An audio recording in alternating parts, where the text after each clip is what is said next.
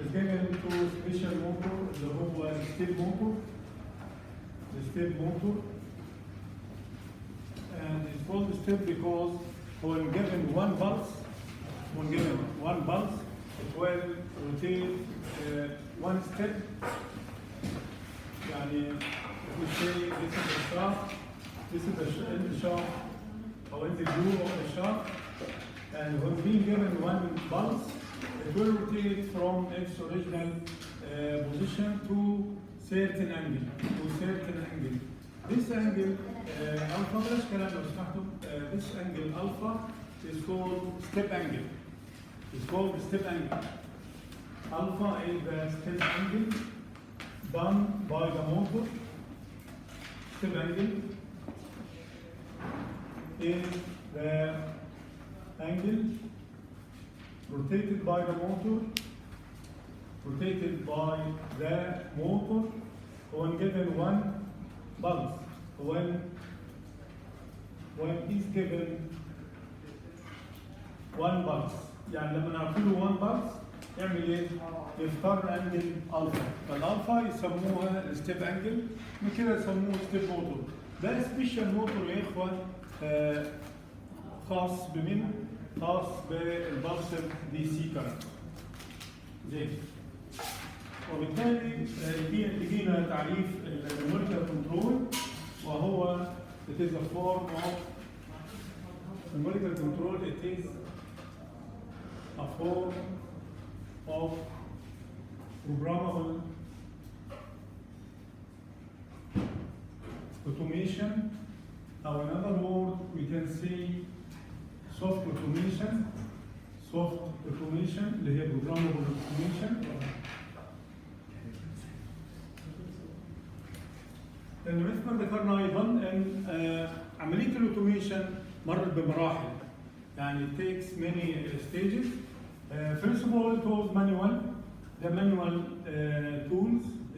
tools كانت تستخدم قبل الحرب العالمية الأولى، وبعدين بعدها بدأوا يطوروا في الماكينات، فأصبحت الماكينات instead of manual يعني totally manual. اوكي، الورك بيس يمسكوها بهذا الشكل between two points على two supports من هنا وسبورت من هنا، وبعدين يحطون هنا شيء مثل الواير او الروب، وهذا الروب في رود كده بهذا الشكل. فالرود لو يحركوه الورك بيس تفتر، وبعدين في هنا سبورت يحمل التول، وكله مانوال. يعني تفتر مانوال ودي تفتر مانوال. هذا المقصود بكلمه مانوال، توتالي مانوال. وبالتالي فيما بعد لما اكتشفوا الموتورز after developing the motors, electrical motors, they applied electrical motors على الماشين، فاصبحت باور ماشينز.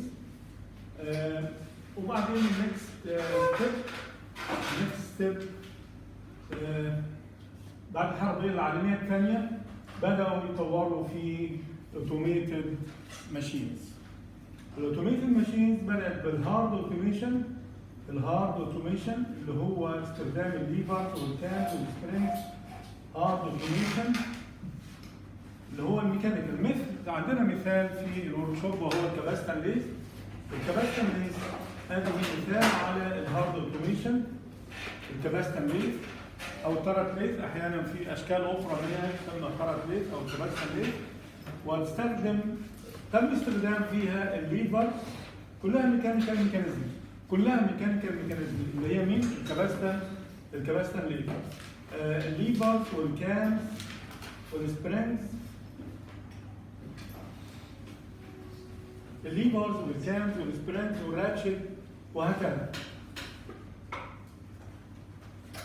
يعني يمكن معظمكم مش عارفين يعني ايه راتشت وكده، لكن هذه هي الميكانيكال بارتس او ميكانيكال ايلمنتس have been applied على الماشينز. فاصبحت كمثال اكزامبل الكباستن بيز.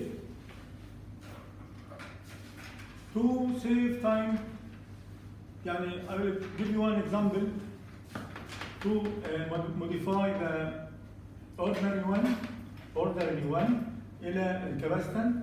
فعلى سبيل المثال if you want to produce this product على الاوردinary center base اللي هي التيرنينج ماشين, then I will decide how much size of the raw material. Say like this, I will add another length or special part to be mounted على 3 jaw chuck. يعني this part to mount the workpiece على, this is for fixation on the 3 jaw chuck of the machine.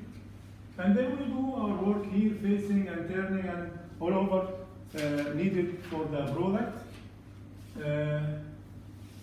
This length is the raw material for every part. The raw material up to here for every part.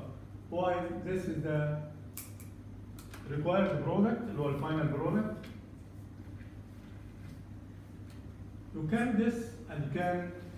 observe that this part is waste of material. Every part I lose, every product I lose this part, اللي هو بتاع fixation as lost material. Here they developed the methodology. How much size is that one? Say it is 5. Then we, in capacitance, الأمر يختلف. We use a long bar, 4 meter bar, having the required diameter, 4 meter bar, having the required diameter 5, and then it's held by a collet, and you can see the collet, it is 3 jaw, and very easy open and very easy close. You can see the collet in your pencil. في البنسل اللي هو 0.5 أو 0.6 pencil, اللي هو by pushing the collet open and the pen drop down. And usually this bar is forced forward. How to force the bar forward automatically without any labor in chair? We put here end cup to the end of the bar and something like wire or rope, then making the tension on the rod, this direction, and rotates around the pulley, under the effect of weight. Yani the weight will pull the rope down and pull also this end forward and pushing the bar forward. At that time, when we open the collet, the bar will be forced forward, and we prepare a stopper here to stop the material for the required length. This is the required length. يعني يا إخوة, we replace, instead of using the 3 jaw chuck, we replace it by what? We replace it by something called collet, to hold the material, to hold the workpiece. The collet, as you see in your pencil, it is very easy to be used. Just you push the material, the collet will open and the material will be pushed down. Here also the same. Just we move the lever, the collet will open, and the bar is automatically pushed forward, and we put here a stopper to get the required length. How about rotation? Rotation بالcollet. الcollet rotates as the 3 jaw chuck mounted on a spindle. The collet is mounted on a spindle and rotate. Okay, this is the required length of the workpiece. هو نفس length of raw material. There is no any waste material. Why? When we do parting off here, لما نفصل البارت هنا, when we do parting off here, then we repeat the cycle again. There is no stop part for fixation. يعني ما في جزء متبقي للفixation. Otherwise, at the end we will lose the small part of fixation. Okay. Then after this stage اللي هي الميكانيكال mechanisms and the hard automation, then the recent technology اللي هي soft automation. Soft automation means using software, and hard automation means using الهاردويرز. الهاردويرز اللي هي الليفرز والكامز والسبرينجز والراكشت والكولت، دي كل دي هاردويرز اللي هي الاشياء الملموسه. هاردويرز اللي هي الاشياء الملموسه. But soft automation using programs and computers in machining. This is what we want to talk about اللي هي recent technology. يبقى soft automation using programs and computers on machines and computers. On machines, on center lathe, on milling machines, on grinding and all type of machining operations. Okay. هذا هو معنى السوفت اوتوميشن او البروجرامبل اوتوميشن. It is a form، خلينا نكمل بقى المعنى سوري الديفينيشن. It is a form of a programmable automation or soft automation controlling or to control the operation,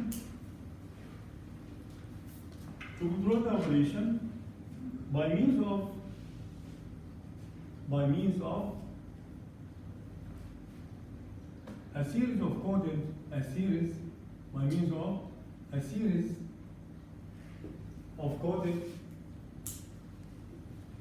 يعني language, special language, series of coded instructions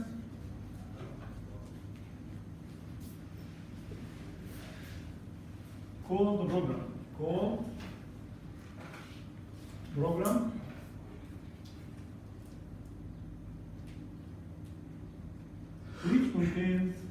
which consists of alphanumeric characters, which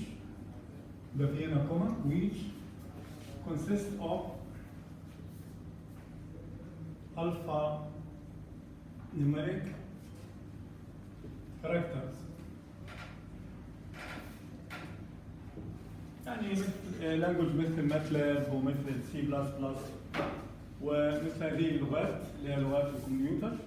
فهو بروجرام بينكتب يصف عملية الماشيننج المطلوبة. واضح يا شباب؟ Advantages of NC machining. The first advantage of using or applying NC machining. Number one, eliminates labor cost. وإن كان يعني في نفس الوقت هو يعتبر disadvantage بسبب كثرة البطالة، يؤدي إلى بطالة، لأن البرودكشن لاين قبل تطبيق هذه التكنولوجي كان يستوعب مثلا حوالي 100 من العمال.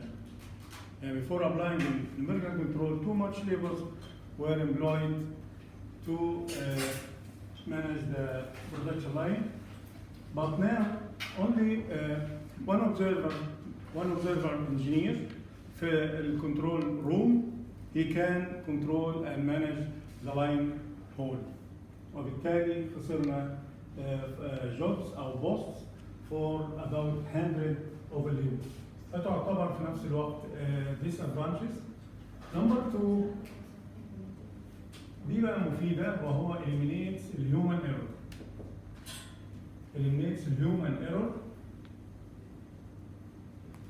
لأن of course يا إخوة الhuman factor اللي هو الإنسان يعني doing mistakes too much، وبالتالي the share of the human factor has been eliminated and the human error also has been eliminated. Number three, reduces the machining time depending on that. We can achieve high productivity or high production rate. ممكن الحصول على high production rate بهذه الطريقة. Number four, high high accuracy of the product we can get. Number 5, save the material waste. أصبح material waste nothing or very little, can see like this.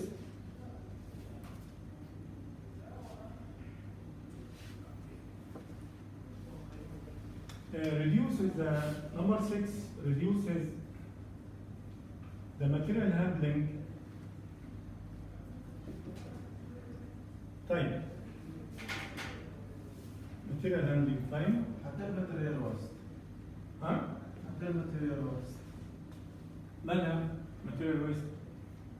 بعد السيارة ريوز. أي نعم. اللي هو number 5. Save the material consumption. How material reduce the material waste. Consumption.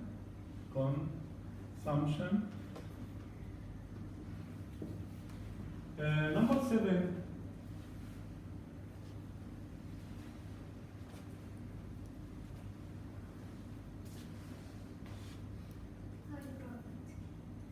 Number 7 عندنا 7 و8 و9 عندنا 7 و8 و9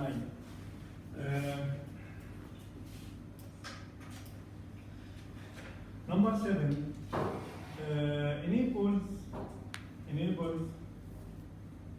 production repeatability. Production repeatability اللي هو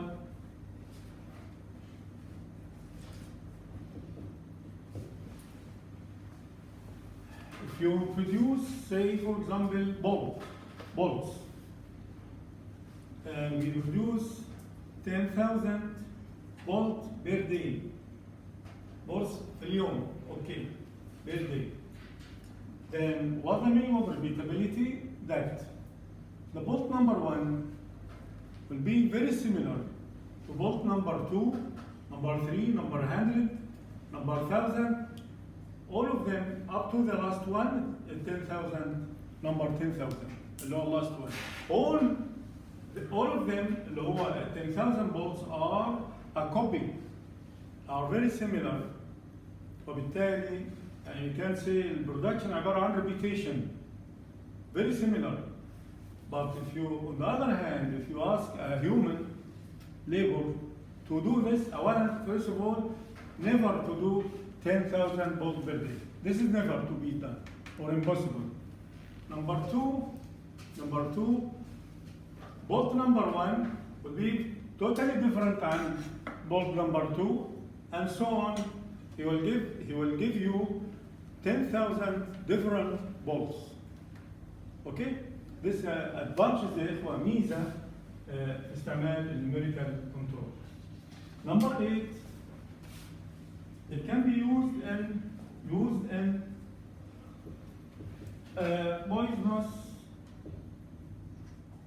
poisonous environment أو medium. يعني for example البينتينج، عملية صباغة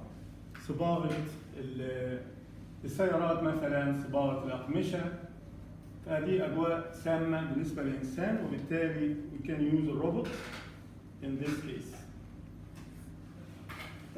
Number 9 reduces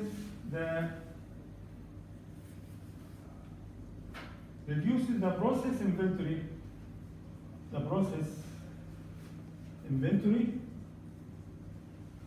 اللي هو التكدس اللي موجود على البروسيس. يعني if we say that the production line consists of machine 1, machine 2, machine 3, and so on. Machine 1, 2, 3. The production done by machine 1, يعني first step, will go to machine 2 to apply process number 2 and process number 3 to the end of the production line. Say for example, the production of this machine is higher than the production of that machine. Then the products done and finished by machine 1 will come here and store waiting to be machined على machine number 2. Okay? Therefore, numerical control reduces the time for them all and avoiding the inventory of the products inside the process line. Okay. On the other hand, numerical control has some limitations. And disadvantages. Very little disadvantages. يعني disadvantage بتاعه very little. فخلينا نتكلم عن limitations of numerical control system في الماشين. اوكي بس ما اقدرش اكتبها لان is not يعني emphasized. لكن ممكن it can be. Number 1 في الليميتيشن يا اخوان، الليميتيشن اللي هو يعني difficult to be applied. يعني circumstances I cannot apply the numerical control. For example, heavy or huge volume product. Now, for example, if you have a body of machine tool, center lathe or grinding machine or milling machine, or even forming machines. They are forging hammer. The forging hammer has height of 2 stories. يعني دورين بارتفاع دورين حوالي مثلا 6 متر أو شيء من هذا القبيل. وبالتالي I cannot handle by numerical control machine. فنكتب هنا أول واحد اللي هو الهيفي products أو الهيوج volume can be handled بالنumerical system. Huge volume products. Number 2, الفيو production rate. يعني if you want to produce a very little production, يعني for example 50 pieces or something like this, فيعني it's unlogic to apply the numerical control machines only to produce only 50 pieces or something like this. Number 3, the high capital cost اللي هو first price of a machine. Capital cost. The capital cost اللي هو price of the machines, numerical control machines, is very high. وبالتالي this is disadvantages. And that one also is disadvantage.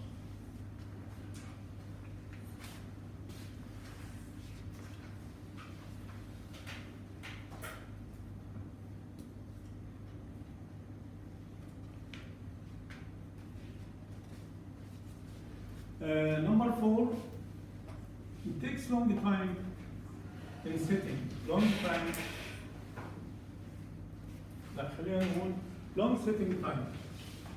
setting time ده يا إخوان disadvantage. Long setting time.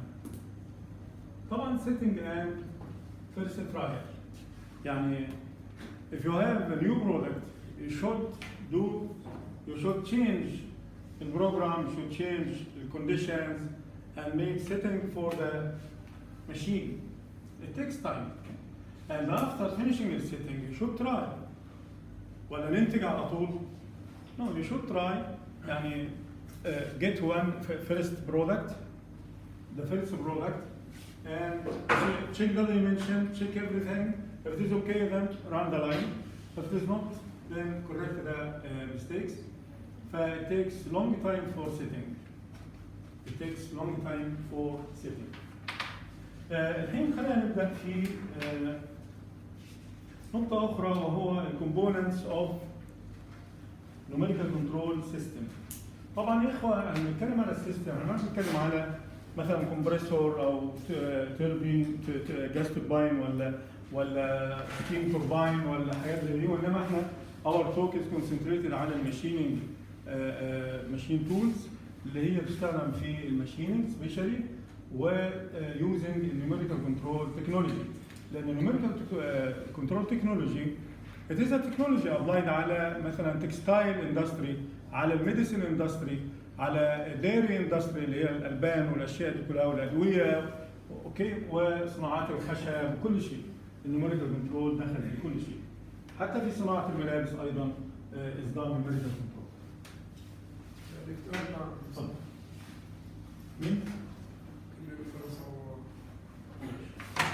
كتبهم لك تاني. ملوني كده لو سمحت اللي كتبوا. نمبر 6 reduce the material handling time. reduce Material the material الحين components of NC system.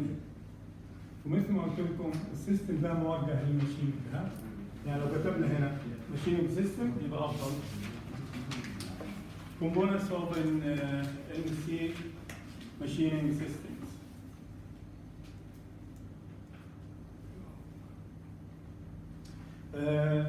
The first part of this system is BART program. BART program اللي هو هنرمز له برمز BP BART program.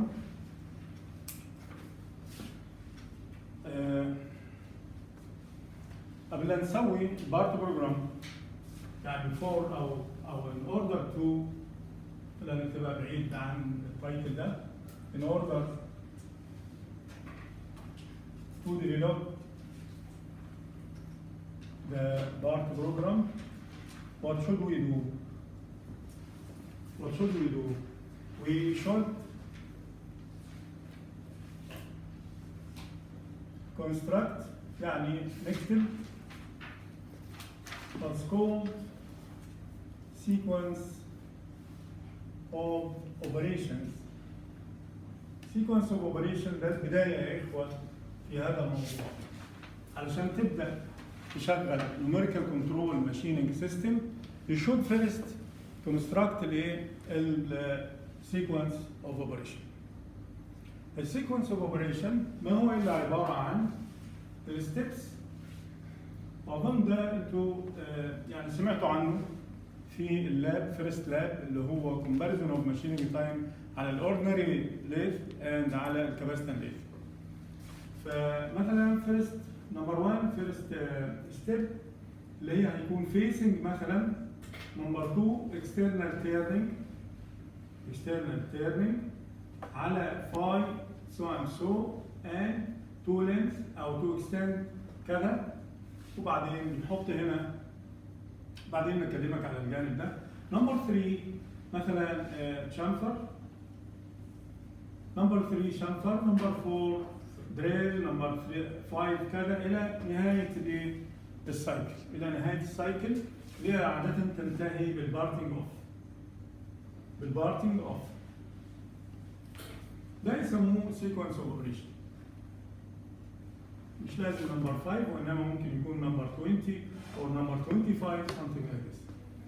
For all step يا اخوه، for all step على الجنب هنا، لان هو بيكون في صوره تيبل، بيكون في شكل تيبل بيحتوي على الستبس اللي هي دي، بيحتوي على الدروينج اوف البروسيس، كل بروسيس منهم بتترسم تول وورك بيس. بعد كده بيحتوي على التول نمبر، التول نمبر، ونعطي لكل تول نمبر، والنمبر هذا describes the tool material and the tool shape اللي هو for external turning, for internal turning, for orthogonal, for oblique, something like this. Number 4 يبقى 1 2 3. Number 4 التول geometry is given here. Then الconditions اللي هي انتوا عارفينها، السبيد والفيد والديبث اوف كات والفلويد لوبريكانت ولا كولنت. وبعد كده اللي هي الاكسبكتد او الاستيميتد تايم. في اخر شيء هنا اللي هو الاستيميتد تايم. يعني تقريبا هو ريبورت نمبر 1 اللي انتوا قدمتوه في بدايه السمستر كان عن السيكونس اوف اوبريشن. سيكونس اوف اوبريشنز فيها اس هنا. فده يا إخوة بداية العمل في numerical control machining system. Because first of all, I will receive the order in shape of drawing of the product. I will receive the drawing of the product and how many is the production rate, how many per hour. Then from the details of the product by dimension, according to the details of the product, I will decide about the raw material, how much. I will decide about the raw material. Then I will decide about what the sequence of operation with all values. Then I will go to part program. يبقى إذن I can't start part program without describing the sheet, without construction the sheet, and filling them for all information found in this sheet. هذا الشيت هو sequence of operation sheet. زين ننتقل إلى البارت بروجرام. ما هو البارت بروجرام؟ البارت بروجرام is written using a coded language.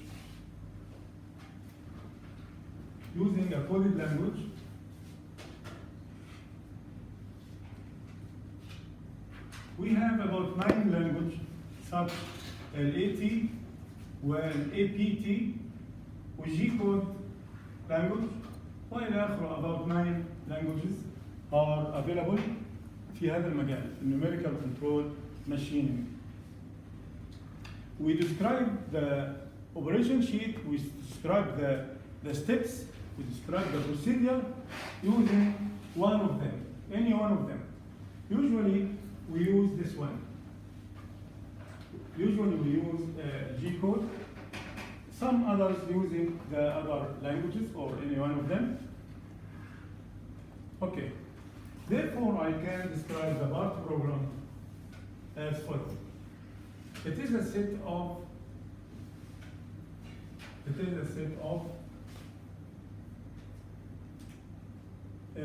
commands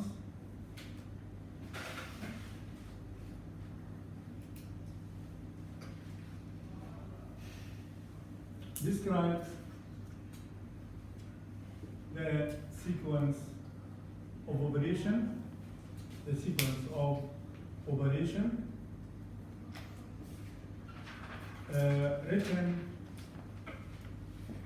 in one coded language.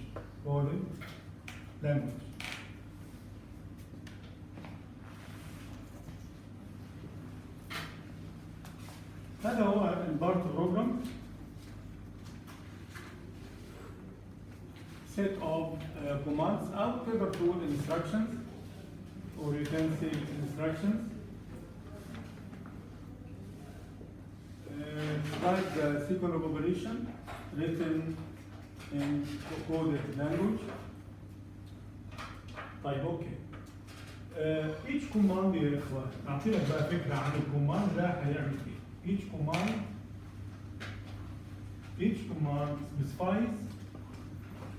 specifies يعني بيصف او محدد للآتي. التول نمبر لما نقول التول نمبر يعني معناها تول تشينج. لما نقول له الجي كود احدى الجمل الستيتمنتس اللي موجوده في الجي كود انك تقول له T1 H1 او H1 T1. دي معناها تشينج التول الى تول نمبر 1. اللوكيشن لا التايب اوف التول او النمبر في التول نمبر. التول نمبر يتغير ازاي؟ يتغير بهذه الستيتمنت H1 T1 او تغير يعني وتمشي في تقطع وتشتغل ماشينينج بهذا التول الى تريد انك تغيره الى تول نمبر 5 فتقول له H5 T5 يعني معناها تشينج الى تول 5. طيب T5 يعني تول نمبر 5 T1 يعني تول نمبر 1. طيب what is H1 what is H5؟ ال H1 and ال H5 is a tool hang length. التول over hang length بمعنى التول يا إخوة مثلا التيرنينج تول بهذا الشكل. One like this, the other one is like this. This one has from home وهنا الهوم أو zero. It has length from here to here. This is H1, while that one is H5 or H2 or something like this. يعني ده الأوفرهانج بتاع التول. overhang of التول. ده H1 ده H2 مثلا. بعد ما نركب التولز يا إخوة، how many tools can be mounted على numerical control machine؟ ها؟ كم؟ 8 أو 12. This is for capacitance lathe. Capacitance lathe you can put 12. You can put 12 عليه. 8 على الترت. 8 هنا. This one top view. And this is the workpiece. And you can put here 2 and you can put here 2. 2 and 2, 4 and 8. This is 12. ده الكاباسيتنس lathe. ولكن numerical control systems it can handle with more hand than 100 tool. 100 tool can be managed by the numerical control machine. Okay? وبالتالي after setting the tools I should measure how long is every one of them and store in the memory of the machine. I will store in the memory this length and the number of the tool. يبقى H1 is stored, H2 is stored, H5 is stored. Just I write H1 T1. يعني use the tool T1 of the overhang length H1 stored in the memory. Okay? وهكذا. يعني على سبيل المثال السبيد rotational speed how much or how many RPM? Just write S200 like this. The G code S200 means يعني rotate the spindle اللي هو having the cutter مثلا في الميلينج or the workpiece في التيرنينج at 200 RPM. Just write S200. Okay? Then after that we drive the tool using X and Y and Z.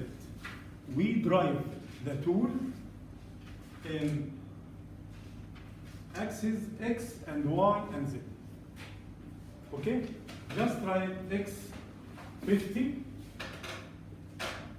Y minus 20. يعني معناها drive the tool at feed F, for example, 5. This F is the feed rate.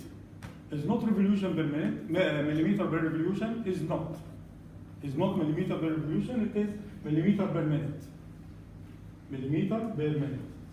Okay? وبالتالي مثلا 50 F50 يعني this is the speed, the linear speed of a tool. Move, it will be constant for all X written down there. Okay, move to X50 and move from the last position to X50 and so on.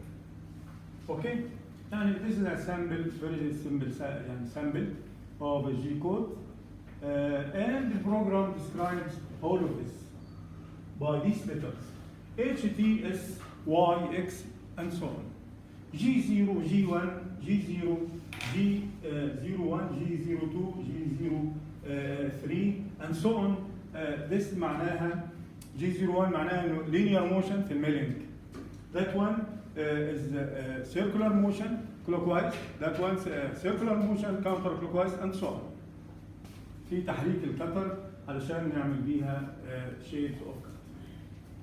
يبقى إذا يا إخوة خلاصة هذه المحاضرة وخلاصة هذا البارت بالذات هو تضمن أو تحويل. شوف خلي بالك تحويل البروسيدير او الستبس اوف ماشين البارت، تحويلها الى كودز. تحويلها الى كودز، هذا هو الكودز. بعد كده بنعطيه للماكينه. اوكي؟ This is the part program. بنكمل ان شاء الله القصه الجايه.